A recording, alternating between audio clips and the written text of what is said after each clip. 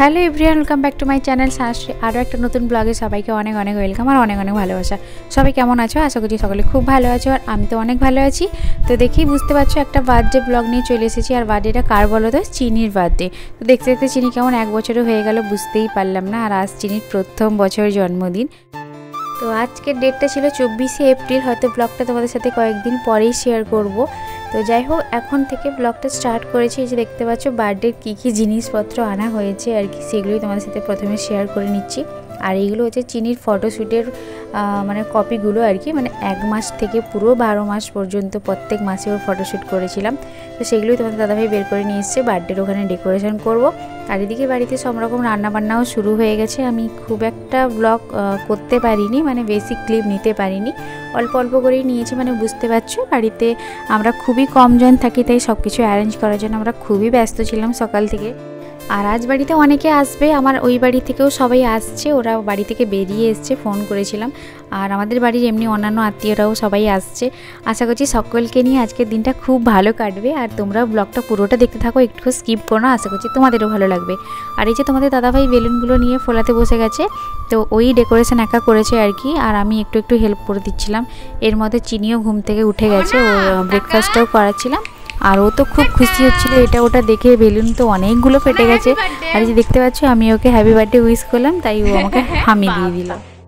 আর এই বার্থডে ডেকোরেশনের জিনিসগুলো আমি অনলাইন থেকে অর্ডার দিয়েছিলাম, মানে যেদিন আমরা বেরিয়েছিলাম চিনি শপিং করার জন্য, সেদিনই আমাদের মার্কেট থেকে এগুলো আনার কথা ছিল। কিন্তু এতটাই দেরি হয়ে গেছে বেরোতে, যে এগুলো কেনার সময় হয়ে ওঠেনি, তাই বাড়ি ফিরে আবার অনলাইনে অর্ডার দিলাম। খুবই ভালো এসেছে, অনেকগুলো জিনিস ছিল ডেকোরেশনের, অনেকটা কম প্রাইসের মধ্যেও পেয়েছি। যদি কেউ নিতে চাও আমাকে কমেন্ট করতে পারো, আমি অবশ্যই তোমাদেরকে লিঙ্ক শেয়ার করে দেবো।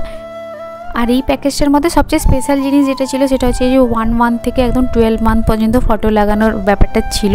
এটা নিউবর্ন থেকে লাগানোর ছিল, কিন্তু আমার কাছে নিউবর্নের ফটোটা বের করা ছিল না, তাই ওটা লাগাতে পারিনি আর কি। তো ওটা আমি পরে বের করে রাখবো।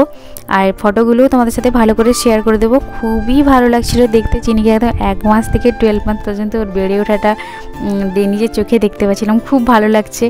আর ফটোগুলো লাগিয়েছি সেগুলো বেশ ভালো লাগছে, সবগুলোই থিম দিয়ে বানানো ফটোগুলো। যদিও প্রত্যেক মাসে আমি আর বোন মিলেই বানাতাম, তো বোন বিয়ের পর আমি নিজেই বানিয়েছি আর কি। তো যাই হোক, তারপরে বাইরে এরকম ডেকোরেশন করেছিল বেলুন দিয়ে, তবে এত রোদ্দুর এত গরম ছিল যে সব বেলুনগুলো ফেটে গেছে। তো এখন বাড়ি সবাই চলে এসছে, মানে আমার বাবার বাড়ি থেকে আর কি। তো দেখতে পাচ্ছ আমার জেঠিমা, মা, বৌদি, বাচ্চারা, তারপর পিসিমণি আর আমাদের বোনেরা, মানে আমার বোনও এসেছে। আর তো আমি এখন পুজোর জন্য যাব, তো ঠাকুরের পোশাকগুলো নিয়ে ঠাকুর ঘরে গেলাম। আর এদিকে 2 বোনের চলছে লিপস্টিক পরানো আর কি, মানে মিষ্টি চিনিকে পরাচ্ছে, আবার চিনি হচ্ছে হাত দিয়ে মিষ্টিকে পরিয়ে দিচ্ছে। তো 2 বোনের এইসব খেলা চলছিল। এখানেও বোন একটু ক্লিপস নিয়ে রেখেছে আর কি। আর চিনিকে ওর ঠাম্মি হচ্ছে বার্থডেতে ওর জন্য একটা পায়েল নিয়ে এসছে, মানে নূপুর আর কি। তো চলো ওটা আমি এখন ওকে পরিয়ে দেবো, ওটা বার্থডেতে পরাবো, তাই ওটা মা কয়েকদিন আগে নিয়ে এসছে, ওকে পরাইনি, আজকেই পরাবো বলে রেখেছি। তো ওর আগে নূপুরটা পা থেকে খুলে এটা পরিয়ে দিলাম আর কি।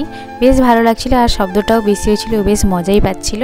তারপর ওর জন্য অনেক কিছু রান্নাবান্না করেছিলাম, সেইগুলো দিয়ে ওকে এখন বসাবো ওর বার্থডে স্পেশাল মেনু দিয়ে।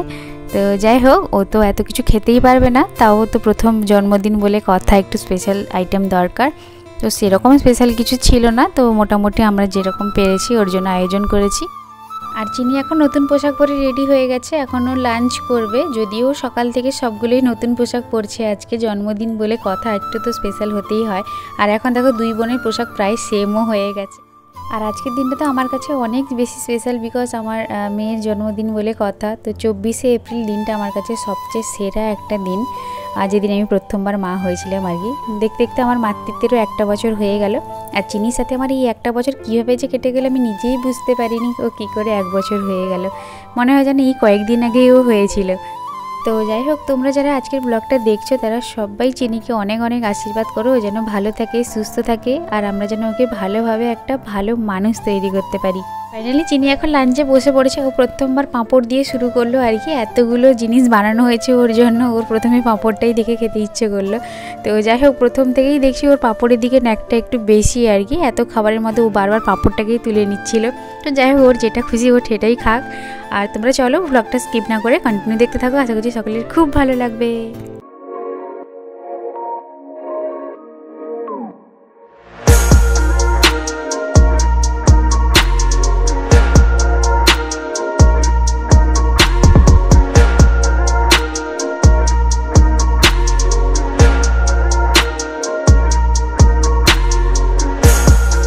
চিনির দুপুরে লাঞ্চ হয়ে গেছে আর বাড়ির সবারও লাঞ্চ কমপ্লিট মোটামুটি। বাড়ির পাশাপাশি অনেকে খাওয়া দাওয়া করেছে বাড়িতে আজকে, তো সবার খাওয়া দাওয়া মোটামুটি কমপ্লিট। তারপর সবাই একটু রেস্ট নেওয়ার পরে ওর আবার কেক কাটিং হবে, কারণ বাড়ির অনেক আত্মীয়রা আজকে বিকেলে বাড়ি চলে যাবে আর কি, মানে ওর পিসিমণিরাও চলে যাবে আর আমার বাড়ি থেকে যারা এসেছে সবাই চলে যাবে, যে কারণে একটু তাড়াহুড়োর মধ্যে কেক কাটিংটা হচ্ছিল। এখন প্রায় সন্ধ্যে 6টা মতো বাজে, তো চলো বাকিটা তোমরা দেখে নাও।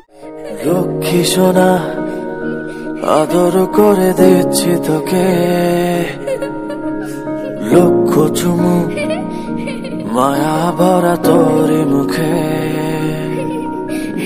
লক্ষ্মী সোনা আদর করে দিচ্ছি তোকে, লক্ষ চুমু মায়া ভরা তোর মুখে।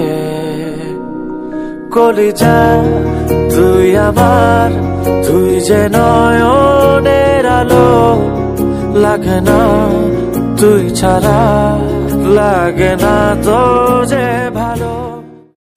তো চিনি কেক কাটিংটা একটু তাড়াহুড়োর মধ্যেই করতে হলো, মানে অনেকের বাড়ি যাওয়ার তাড়া ছিল আর কি, মানে আমার ওই বাড়ি থেকে যারা এসে সকলে চলে যাচ্ছে, চিনির পিপিও চলে যাচ্ছে, আর এদিকে সন্ধেও হয়ে গেছিলো, তাই একটু তাড়াহুড়ো করে ওর কেক কাটিংটা করে নিতে হলো। আর কেক কাটিংয়ের আগে যেটা হয় আর কি, সবাই বড়রা মিলে আশীর্বাদ করে, সেটা আর আগে হয়ে ওঠেনি, তাই কেক কাটিংয়ের পরে হচ্ছে ওর আশীর্বাদ পর্ব। এখন বাড়ির বড়রা সবাই চারদিকে বসছে আর এখন চলছে চিনিকে আশীর্বাদ করা।